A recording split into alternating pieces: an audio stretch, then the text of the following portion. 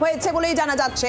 9 ডিসেম্বরের বদলে 16ই ডিসেম্বর চূড়ান্ত তালিকা প্রকাশ, খসড়া তালিকা প্রকাশের দিন পরিবর্তন। এই বিষয়ে আমরা জানবো।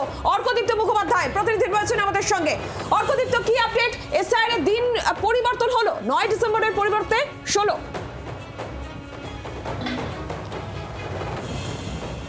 অনেকগুলো জিনিস চেঞ্জ হয়েছে। অত্যন্ত বড় খবর এই মুহূর্তে দাঁড়িয়ে দেখো, বহু মানুষ বলেছিল সময় বাড়াতে, বিএলওরা দাবি করছিলেন সময় বাড়াতে, যে 4 তারিখ অবধি এনিউমারেশন ফর্ম সাবমিট করার যে ডেট ছিল সেটা বাড়িয়ে দেওয়া হয়েছে 11 তারিখ পর্যন্ত, অর্থাৎ ডিসেম্বর মাসের 11 তারিখ, 1 সপ্তাহ সময় বাড়ানো হলো।